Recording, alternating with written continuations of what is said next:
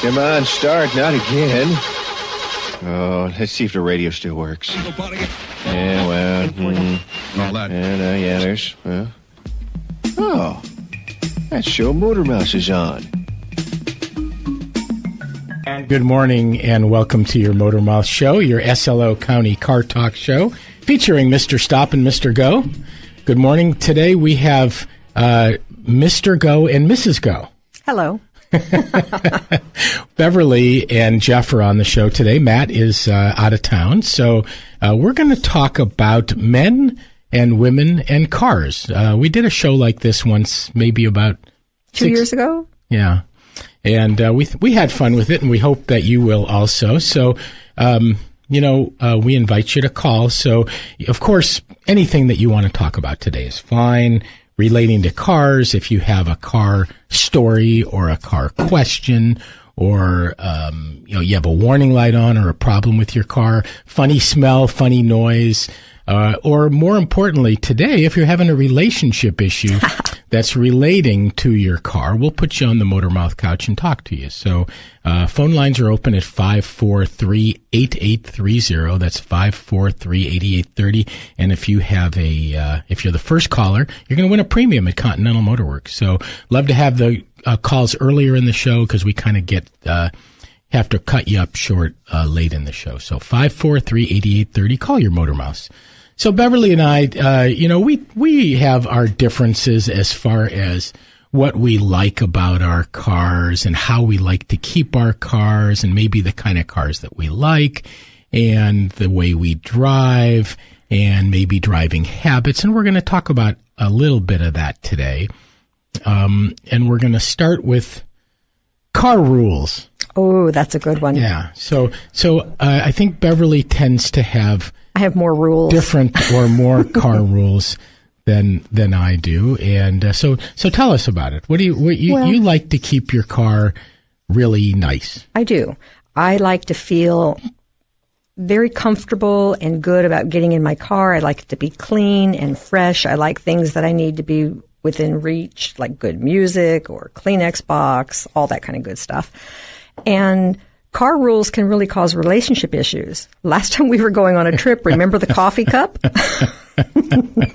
Yes. So Beverly, and actually, I understand the rationality of that. I'm just a little stubborn on that. Of course, she doesn't want any spills in her car, and I don't either, but I tend to not like those little tops on the coffee where you have to sip through a little slot. I like to sip, a full cup of coffee, and I have a tall cup, and I don't fill it up all the way. But she was not going to go for it at all. My car rule is there's no beverages without lids in my car, period. That's right. It's posted. It's posted. It's well-known fact. And Mr. Go over here thinks that I'm going to forget my own rules, and it just doesn't happen. So anyway, that's it's an interesting thing about the different rules in different people's cars. You can get in someone's car and you think you're just shutting the door nicely, and they think you slammed it. So we all have our own little particular things that we like about our car. Mm-hmm. And for me, it's beverages. That's one of them. Okay. And what about you, Mr. Go? I don't have that many car rules. As you know. Do I? You really don't, but my car looks way better than yours. Oh, absolutely. That's why. You keep things nice and you keep things in order, and you have little, container in the back where you put things, and things have their own spot. And things have their own spot in my car too, but it's much more rougher. It's much more guy. Mm-hmm. Yeah. Well, and I'm loosey-goosey in my car compared to my son. I have a son who there's no food, no beverages. He's got a pristine car. It's so funny when, I've worked on people's cars for, 40 years now. And, and sometimes you think somebody, like how they are. Okay, this person's car is, how well-dressed they are and how everything looks perfect and there's nothing out of place. And then you get in their car. And it's shocking. It's shockingly there's stains and there's stuff like that. And you never know. It's so different with people's cars. And some people keep their cars perfect. Well, perfect, just pristine perfect. And that's an example of where it can, in fact, affect your dating life too, because you may think you're attracted to someone and then you go somewhere together and they pull up in their car and you see their car and you think, okay, deal killer. I can't even sit in this car. Okay, so going back to when you were dating, did you have a certain image of a person relating to their car? How did you feel about that person based on their car? You know what? I know you've told me about guys' apartments and stuff like that, but what about their car? You know what's funny is, for me, I care so much more about my vehicle, that it's clean and that it runs. And we've talked about that. I've only had one experience with a car in dating that was interesting.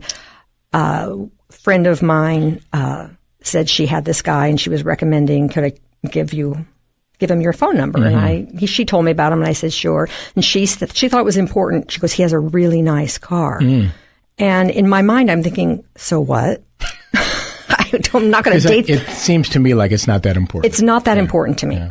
And then when he showed up and he didn't pick me up. We met at a restaurant and I saw his car. And in my mind, I was thinking, that is not that great. I mean, it's a car. It's a sedan. It has 4 wheels, big whoop-de-doo.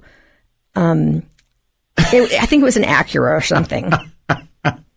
Didn't impress you very much. It did not at all. Yeah. And neither did he.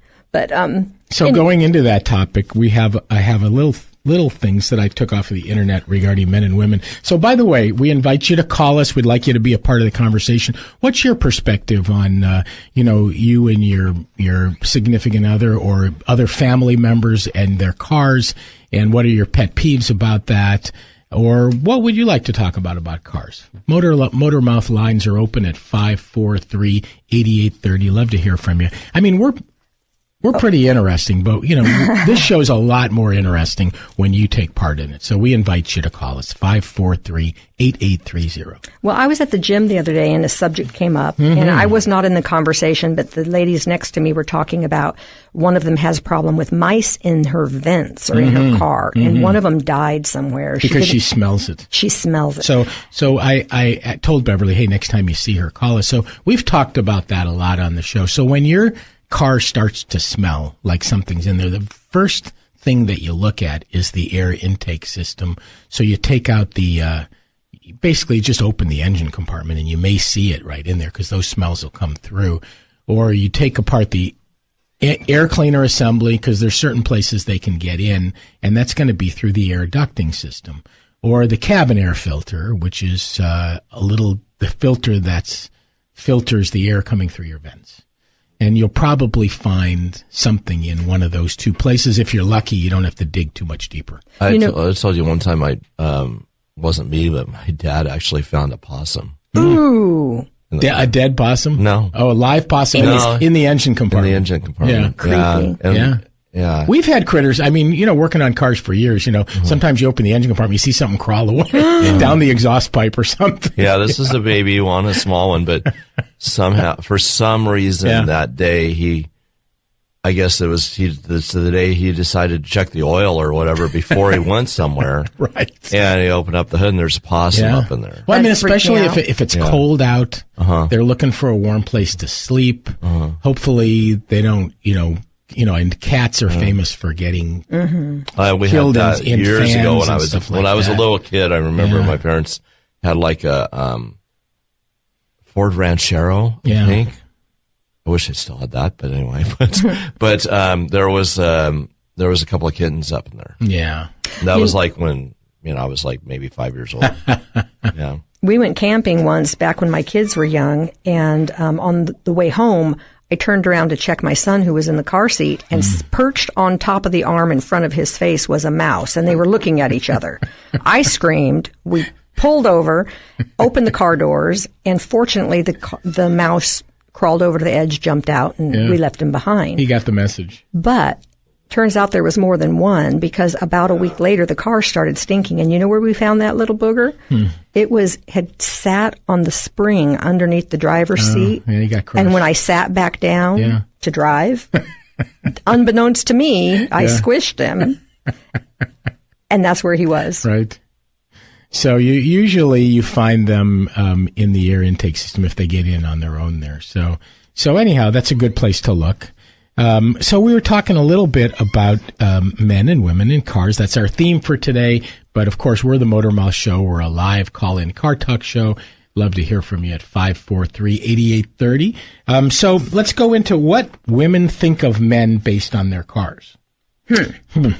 So this is a man driving a beater. We all know what a beater is. Has a lack of self-respect. Okay. Where'd you get these? Just off of some website. Okay, some person ahead. talking about what women think of men based on their cars. Okay. So a man driving a nice pickup is rugged and manly. That's probably kind of true. Okay. Now they talked about men and sports cars, and they said, if he's driving like a really fancy, arrogant show-off car, that'd be arrogant. But if he's driving a Mini, which is kind of a sporty car, then he's fun and freedom is what that means. Mm-hmm. This one's good. If he's driving a Prius, he can probably afford anything, but he's sensible. Yeah. So anyhow, these are funny little things about cars. I think we're going to go to our first break of the day. This is the Motor Mouth Show with Mr. and Mrs. Go today. We're talking about men and women in cars, but we're willing to talk about whatever you would like to bring up about cars, whether you have pet peeves about drivers on the road, or whether you have a funny noise, or you have a warning light on, or you're thinking not sure about keeping your car, looking to buy another car. All of those subjects are on the table on the Motor Mouth Show. So give us a call at 543-8830, and we'll be back in a few. Yep, and got a classic commercial here. This is one of our favorites, I think. I know it's one of mine. It's from 1969. It's with the Roadrunner and Wile E. Coyote. Love it. Okay, so it's the 1969 Plymouth Roadrunner Barracuda.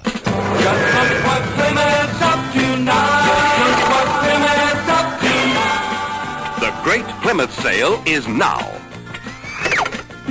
Featuring special savings on specially equipped Fury, Valiant, Barracuda, and Belvedere models.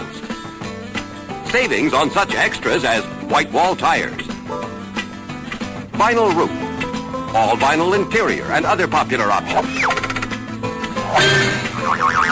All during the Great Plymouth Sale. So for a great deal on specially equipped Plymouths, head for your Plymouth dealer. You'll see, when Plymouth has a sale, it isn't just good, it's great. Just look what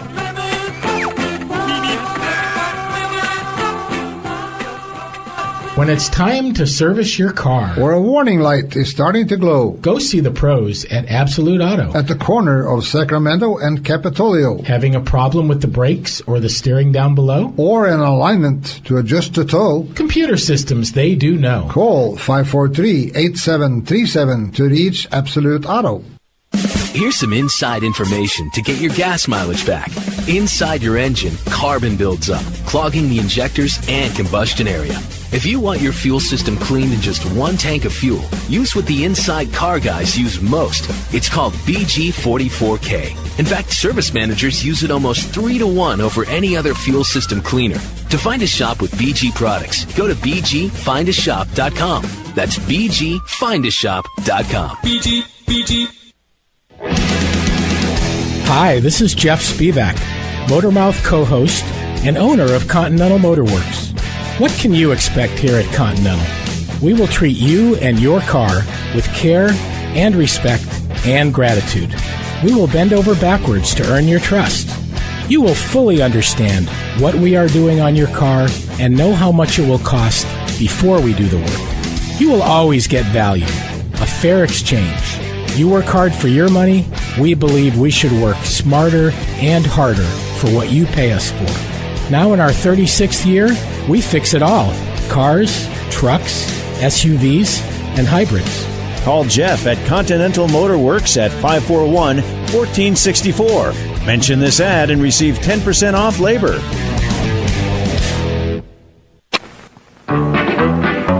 If you're on a highway, you're gonna go speed. Just up the side or you might end up in a heap. Roadrunner runs down the road all day. Even the coyote can't make a change his way. You're back to the Motor Mouth Show here with Mr. and Mrs. Go. We are talking about cars. You know, this is a live call-in car talk show, so that's what we talk about. But more specifically, we're talking about men and women and cars today. So, and we'd love to hear from you. We haven't had a call yet, and love to have you in the mix here. 543-8830, whatever you would like to talk about cars is open on the Motor Mouth Show. So give us a call, 543-8830. So, my attitude with my car has always been to keep it as long as it makes sense. So I like to keep my cars 200,000 miles, and when they break, you know, instead of saying, oh gosh, I'm going to buy another car, you know, I fix it and keep it going. And, you know, I think that you know, I like the frugal value of having your car for that long, but I'm not totally scared of breaking down or having a problem with it, you know, even though I don't usually have that. And I think one of the stories that you told me initially really shows the difference between you and me in cars. And you had a car that broke down on you, that left you stranded. Yes. I was in the middle of San Luis. It just died. You remember the year and model of the car? You remember what it was? It was a Nissan Sentra, which I love, so no down on that. I love that car. It needed a new battery. Got a new battery. A week later, the same thing happened. It wouldn't start. And so it already had a problem once, and then it had a problem again. Yeah, I fixed it. Yeah. And the second time it happened, a week later, I was single for 20 years. My car was my man. Yeah. And if it's not reliable, it's gone. So remember that, Mr. Go. That's good. So anyway, yes, we're going to get back to this story. We're going to talk to Rich from Grover Beach. Hey, Rich, good morning. Hey, good morning. Thanks for calling. How are you? Doing good. I want to talk about a warning light for low tire pressure. Mm-hmm. What we call the TPMS, Tire Pressure Monitor System. Okay. Right. And now all the pressures have been up, and I checked them a couple different times. Mm-hmm. And, well, I think in the book it says once you get over 20 miles an hour, if they sense something, the light will come on. So what happens is you reset the pressures, you reset the system, and then the light's off, and then you drive it and it comes back on? Right. Okay. You said reset the system. Yeah, do you reset it, or does the light just go off does the light ever go off? It goes off normally. Okay. But if you get over 20 miles an hour, it may come on. Sometimes it does, sometimes it doesn't. Some cars have a reset procedure. So that would be the next thing to do, to look in your owner's manual. Some cars have a button that you push, or some cars have a way for you to reset it. Some cars, they don't have that, and we have to do it either a tire shop or a shop like Continental Motor Works. We have a tool where we have to reprogram each one of those tire pressure monitors and then clear the system or reprogram the system. And it's not a big deal usually to do that, but you might try that next. So, in other words, if you know the tire pressure, now I'm assuming that you're setting the tire pressures to what it says in the door panel. Right, it says 30 on the front and 32 on the back. Okay, and that's what you're setting them to approximately. Yeah. And so, if the light keeps coming on, one of two things: either it just needs to be reset with a scan tool or some sort of a procedure, or you have one tire pressure monitor that's bad. So each one of the tires has a little battery operated sender that's attached to the valve that you put air in on the inside of the tire, and they can go bad. Yeah. Now, it seemed to had been working fine, and he took it into Subaru and had oil changed and had tires rotated and tires rebalanced and everything. Mm-hmm. And it seemed like after that happened, we started getting this indicator. Okay. I didn't know if they could disturb something there. Well, did they didn't replace your tires? No. They didn't take the tires off of the rims. They just rotated them and balanced them and maybe did an alignment for you. You're right. Yeah. So however they did it. Yeah. Yeah. So more than likely, no. And now, if they would have put new tires on, then that could have something to do with getting on the inside of that. But probably more than likely, it's just what year Subaru is it? 09. Yeah. So I mean, you got 9 years. And, things can happen after that amount of time. So, But I mean, it wouldn't be a bad idea to go back to Subaru and just say, hey, this has been happening how long ago was that? It's been about 6 months. Okay, so you don't maybe have much of a case anymore. Right. Because people come in and they go, ever since but, that was 6 months ago, Right. So, but you could still go talk to them and say, if you bought the car there, you've been a regular customer there, go back and say, hey, I've been fighting this tire pressure monitor light coming on the last time you had it in. Would you mind testing it and seeing if you could reprogram it? And maybe they would do that for you for no charge. And that might be worth at least the next step. Yeah. Worth talking to, I guess. Yeah. Okay. Now, the spare that's in there looks like it's one of those little donut things. Yeah. That doesn't have a sensor on it. It shouldn't. I don't believe the little donut tires do. Okay. So, yeah. So I think you either the system needs to be reprogrammed by a scan tool, or you have a tire pressure monitor that's bad, and neither of which are terrible. They're not big deals. They can both be fixed, very reasonably. But they can test to figure out which tire it is? Yes, absolutely. They got a tool, and it'll read each one and say what it's reading, and it'll tell you if they will either be able to reprogram it, or they will tell you, well, no, it's got a bad tire pressure monitor. Yeah, like you said, it could be a battery if there's batteries in there. Yeah, and you don't really replace the battery in it. You just replace the monitor. Yeah. Okay. So. All right. Well, I appreciate your comments. And how have you? So you've had your Subaru for 9 years? No, my boy's had it for 9. He had it for 8.5. Oh, I see. You've just acquired it. I acquired it. Yeah. Yeah. How do you like it? It's pretty good. It's got a little different gadgets in it. Trying to understand all the things it has in it. It's quite sophisticated. Yeah, there's a lot of electronics. Even a car that's 9 years old, still has a lot of stuff on it. So there is quite a learning curve depending on what you've been driving in the past. But read you can read the owner's manual. There also may be some tutorials on YouTube if you just Google, that year and model car. There might be somebody that actually does a little tutorial on some of the electronics on it. Oh, okay. Rich, appreciate your call. You were the first caller today, so stop by Continental Motor Works. We'll give you a premium. And have a good weekend. Good luck with that tire pressure monitor. Okay. Thank you. Thanks again. Thanks for calling. Good weekend. And you too. Thank you, Rich. Okay, Rich calling from Grover about his Subaru tire pressure monitor system. Love for you to call us at 543-8830. Mr. and Mrs. Go were talking about cars, and so you were Beverly. You were talking about the you had broken down. The car stopped running, and you were fed up because it was the second time it stopped running. And so, what did you do? Well, I was middle of downtown slow, so I walked over to the car dealer and bought a new car. I left my car sitting right where it was and went and bought a new car. Uh-huh. And turns out, I guess my son took the car and it was a starter or something that needed to be replaced, not even an expensive piece. But it didn't matter to me because what mattered the most to me was that I have a car that every time I get in it, it would start, that I would be safe day or night wherever I am. I think everybody wants that. Yeah. Yeah. Yeah.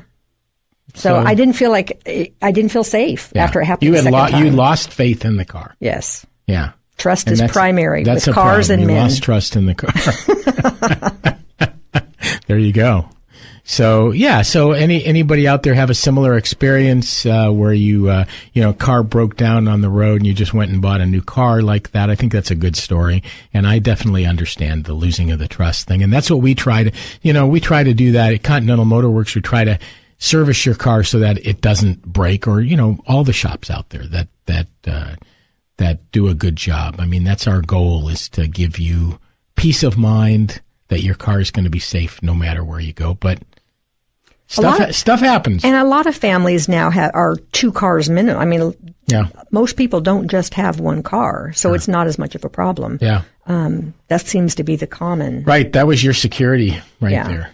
Being able to get to work, being able to get to where you're going, not getting stuck. Now it's my bicycle. There you go. Phone lines are open, 543-8830 to reach your Motor Mouse. We're talking about cars and women and men and cars. And so we talked a little bit about men and women on road trips and maybe the difference. And, maybe, I guess you go back to the stereotype, and maybe the guy, his main goal on a road trip is to get there. How fast can I get there? Okay, I'm going to make this trip in 4 hours and 20 minutes. And the women might be saying, oh, where can we stop? Where's a good little side trip? Mm-hmm. What sights or things are unusual along the way to stop and look at? Yeah. And I tend to, the older I get, I'm out of that I'm going to make it in 4 hours and 20 minutes mentality. Number one, I don't like that. That's not a safe way to drive anyhow. You want to just take your time and drive the speed limit and be safe. And when you're trying to challenge yourself to get there in a certain amount of time, you're going to probably be in a hurry, and you're probably not going to be a safe driver. I took a road trip with my aunt, 3 kids, and 2 cats once from Indiana to California, and learned a lot about safety on going on a trip. Mm-hmm. Things that every time you fill your car to look at. We'd stopped for tacos at this little hole-in-the-wall station, and she happened to look at the tires because she was smarter than I was. And 2 of them, we'd been riding in the hot desert, were down to, you could see metal things sticking out of the tires. So we had to get right there, new tires. And we were in this podunk town at the nicest garage. He was just pulling his garage thing shut. And we went and knocked on it as he's pulling it shut. And so he called the tire man, the only tire man who was at home having dinner with his family, and they came out and fixed us up and put tires on. But it taught me that when I'm on a trip, I check things I never would have checked before, or ask someone else to check them. The water level. Yeah, before you go, it's called a trip check. Yeah, I do that every time before I go somewhere now. Yeah. Well, I don't. You do. Yeah. You do it for me. Yeah. But I think about it, and I do look at my tires now if I'm going on a long drive. Your car is, when you go on a trip, you are challenging your car a lot more than, your commute or your normal driving. Number one, you're driving a longer period of time. Everything gets a little hotter. Your tires get hotter. Your brakes get hotter. Your engine, your cooling system, everything is a little more challenged on a trip, and you're driving it longer, and you want to make sure that stuff is all in tip-top shape, because that's, number one, it's going to mess your trip up. What if you miss a plane or something like that? Number two, it's going to be expensive. Mm-hmm. Well, and I mentioned to you too that I'm pretty good about checking things, but I went last summer, or maybe it's summer before that. Anyway, I was out to Arizona. Mm-hmm. And along Interstate 40 and Highway 58, there's these people broken down. Yeah. That have a tire off their car, Yeah. And then you got to wonder, well, okay, here's a couple of things here. You got to go get another tire now. Yeah. Because you're going to be either running on your spare, or you're going to have to call out a tow truck. And that's going to cost you more money now, because now the tow truck has to come out from Barstow or whatever, and you're 50 miles from Barstow, so you have to go back to Barstow. Oh, boy. That's going to cost you money. And then now you're going to be behind, because actually you just had to go back and retrack back. Mm-hmm. Takes all the fun out of the trip, too. So it just takes a lot more time and money. Yeah. And it's just easier to just check it before you leave. It's called preventative maintenance. It's also a safety issue, because if you're broke down, and again, I go back to being the woman. If I'm broke down, and I drove to Arizona like once a month last year, break down by myself on the side of the road, 100 miles from anything. You're really out there going to Arizona. Yeah. Out you're out there in the middle of nowhere. You know, and it was 119 degrees one of the days I was making that trip. And if you were stuck and didn't have water in your car, it's just planning ahead and being wise. Yeah. So, you know, a couple of things have changed about that since the old days. Now we have cell phones, which makes a huge difference. Think about when you didn't have a cell phone. Crazy. And you broke down on the road, like in the middle of nowhere. You're just at the mercy of whatever. How did I can't remember how I found any places, because Siri tells me where to go. They used to have those phones on the highway that you go and you make a call. Still see those once in a while, not very often. So number one, and of course, we encourage people to have AAA, and that makes a big difference too in your security and knowing that at least you have that. And by the way, I do recommend, especially if you're a single woman, to not just have AAA, but have AAA Plus. So AAA gives you a tow for 7 miles. AAA Plus gives you a tow for 100 miles. Oh, wow. Big difference. Wow. It's not that much more. And you know how much a 100-mile tow is? It's a lot. That's worth it. It's a lot. Yeah, so you want to be able to have that, because 7 miles doesn't usually get you, unless if you're in San Luis or if you're right there. So those are good security things. We've done what you want to have in your glove box during a road trip. We can talk about that a little bit, and the number one thing is your cell phone. I mean, that's the number one safety item, is to have a fully charged cell phone, number one, for getting directions or if you're having an emergency or anything like that. And number two is to have AAA, you know, because most people, I mean, even men, most people just aren't changing even if you have a flat tire, most people are relying on that. You know, comment on the cell phone. Yeah. I have an extra charger that stays in my car because I've been stranded once and my cell phone was on low battery. It just was. And it was the middle of the night. I called. I was able to get help from the highway patrol, and that was all good and fine. But after that event, I put a cell phone charger in my car, and I just drive with it plugged in. So it's always charged no matter what. That way, if I have a problem, I know I have a fully charged cell phone. Yeah, you don't want to have that be a problem. And then, of course, to get a trip check before you go. So have somebody look at your tires and just pop open the engine compartment, maybe check the lights, check the fluids. Just, you know, I can usually look at a car in about 3 minutes.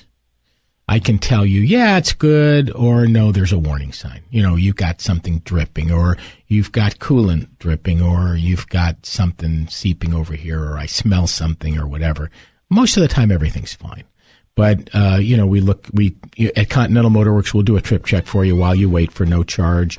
And, you know, look at your tire, set your tire pressures, listen to it, pop open the hood, check your fluids, the oil and the coolant and the trans fluid and the brake fluid, power steering fluid, and just kind of look under the car and make sure that there's no red flags and the tires look good.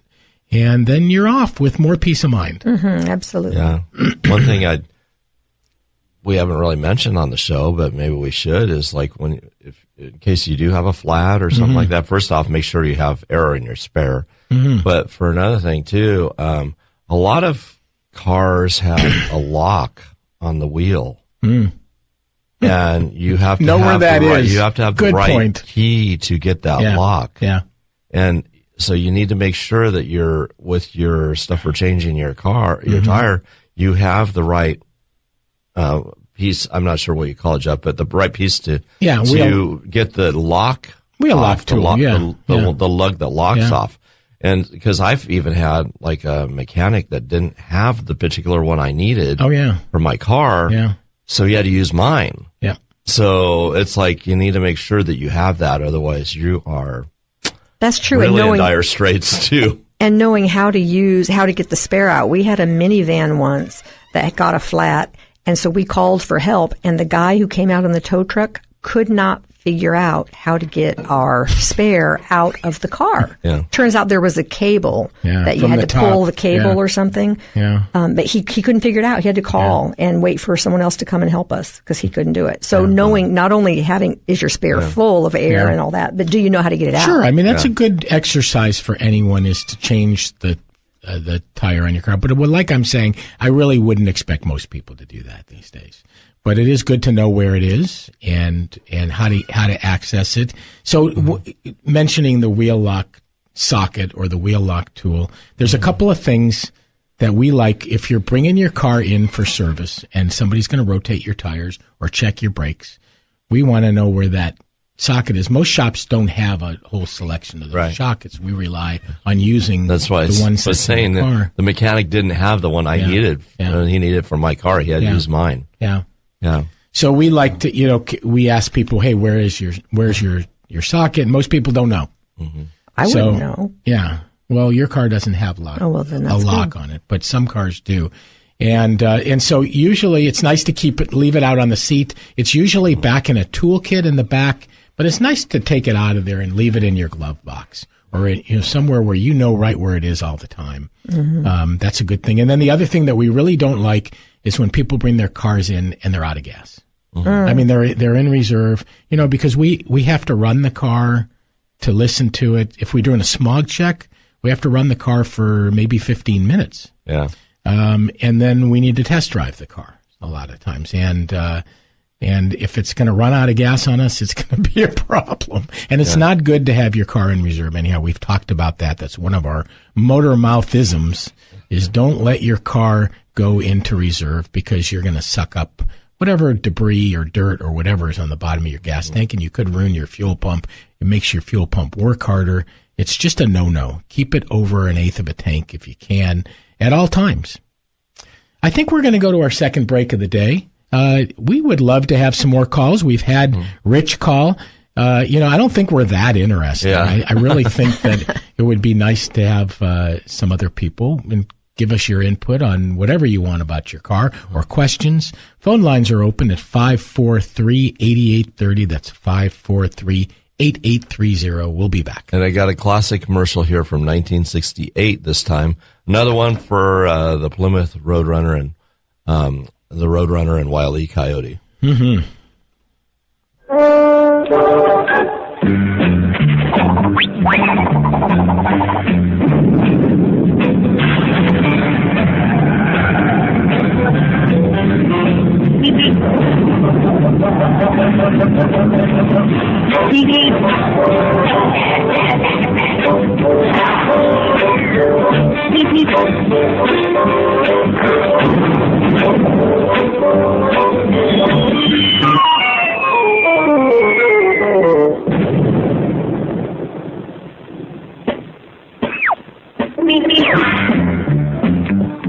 Introducing the Roadrunner, an entirely new car for 1968.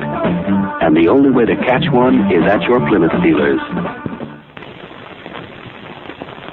When it's time to service your car, or a warning light is starting to glow, go see the pros at Absolute Auto. At the corner of Sacramento and Capitolio. Having a problem with the brakes or the steering down below? Or an alignment to adjust the tow? Computer systems, they do know. Call 543-8737 to reach Absolute Auto.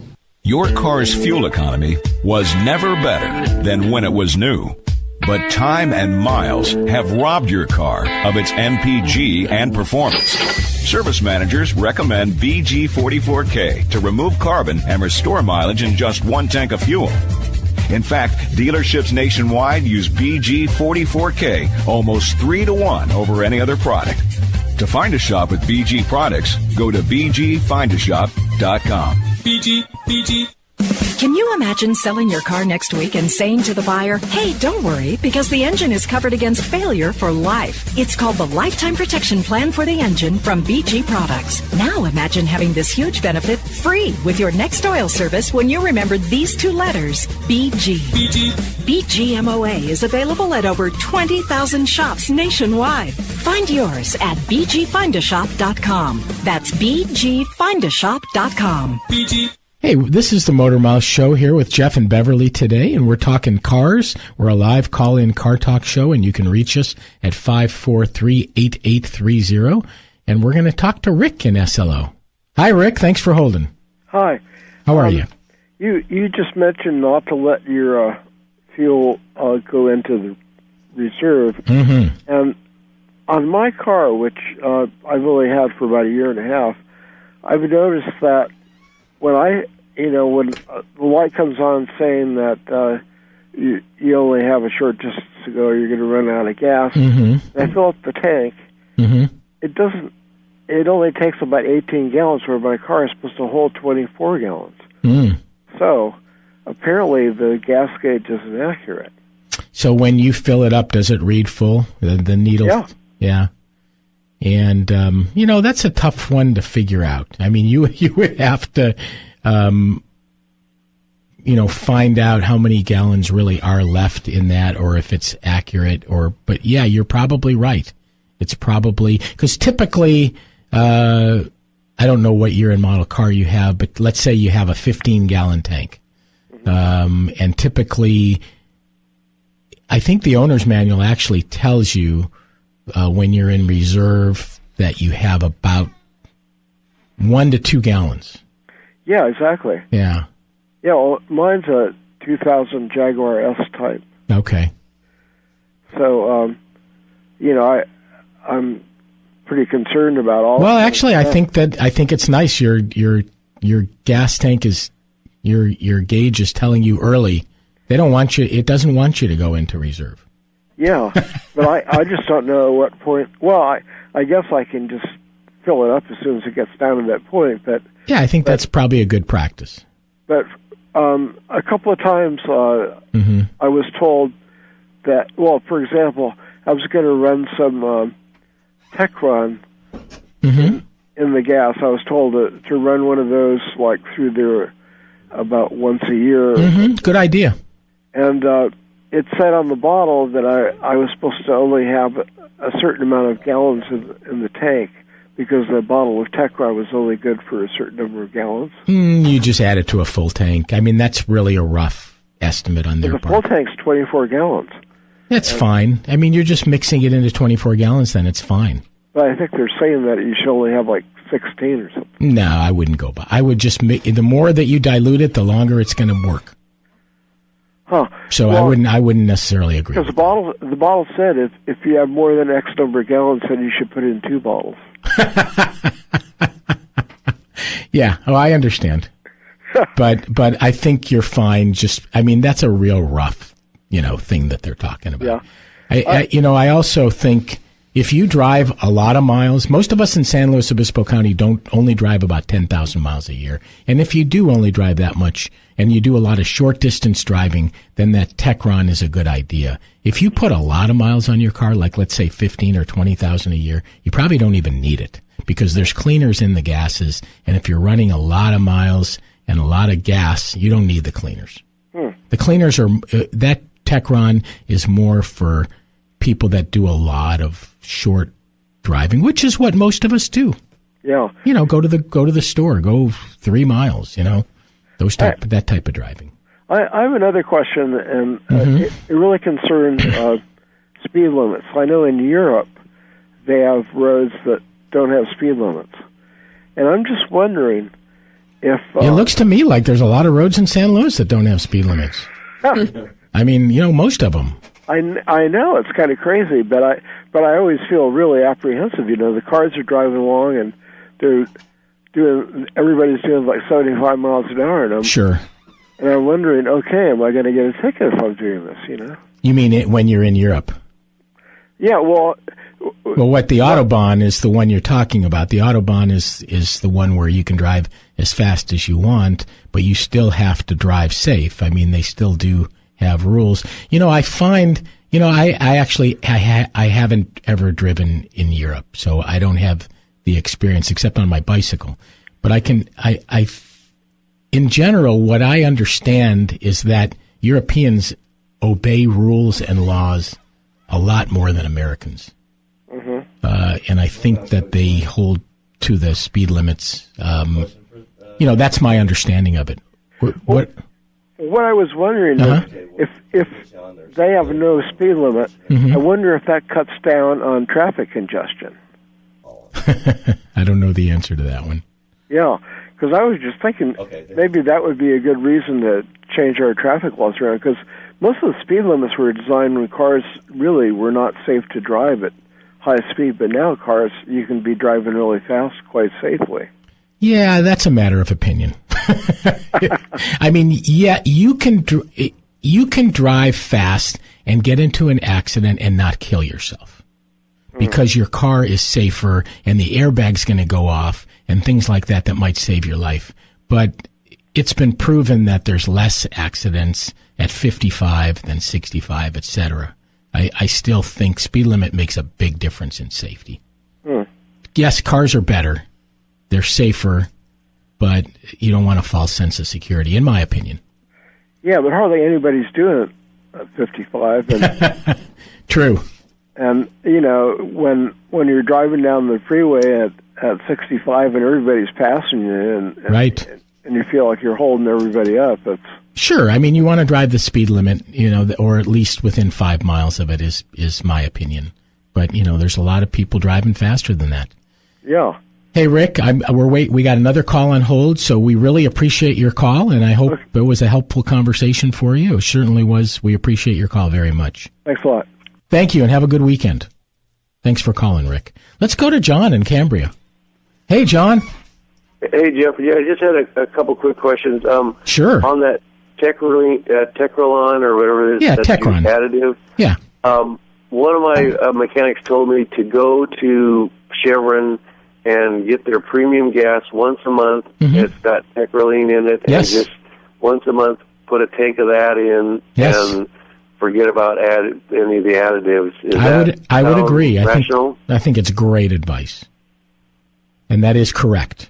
The premium gas has more cleaner in it, and you put it in once a month, and I think you're fine. You know, really, if your car is running good, it doesn't hesitate, it doesn't have surging or the type of things that dirt in your fuel or intake system would cause, then you really don't need these fuel cleaners. I mean, once again, it's an additive that's meant to correct the little old lady that just drives to the grocery store, or if your car tends to get carbon buildup, it's going to clean carbon on your valves. That's the big advantage of it. If your car isn't exhibiting those problems, but if you do drive, let's say 10,000 miles or less a year, I think I would put it in once a year. Or do what you're talking about. Go to and put premium in it more often, and that's going to put more cleaner in it. So yes, I think as long as your car is running good and not exhibiting any of these problems, then yes, I think your mechanic's recommendation is good. But they specifically said to go to Chevron. Is that because it? Well, Chevron is arguably the best gas. Yeah, it's definitely pricey, but yeah, it is probably the best. And it's also got the product Techron. Each of the gas manufacturers have their own cleaner. It's just that Chevron has made the Techron brand the one that's most recognized. You know, if you go to Shell or if you go to any of the other stations, they all have their own cleaners in it. They're just called different things. They're probably all very similar. And then I have noticed I have a Dodge Stratus, and it doesn't really hesitate, but sometimes if I go to stop, it'll kind of, and it's not all the time, just periodically it will just kind of like act like it's a rough idle or something, but then it seems to go away when I'm at higher speeds. It's just when I'm slowed down at a stop, it just kind of acts a little bit rough, but then then it kind of goes away. It doesn't want to stop. You know. What was that? It doesn't want to stop. Oh. I'm being silly. You're just, so this is a Dodge Stratus. So how old is this car? You're talking about? Oh gosh. Like in probably the 80s? 90. Oh gosh. Yeah. Probably. So part of this probably has to do with the age of the car, and you probably do have some carbon on the valves, and you probably have a little wear in the idle control system. So, you you always hope that something in a can is going to fix these things, so you try it. My hunch is that's probably not going to be a Techron fix. It's probably going to be something a little deeper, like an idle control or an intake leak, or something that might be a tune-up issue or a valve adjustment issue. But I don't know how far you want to go on a car that's that old, but that's something we could certainly look at for you.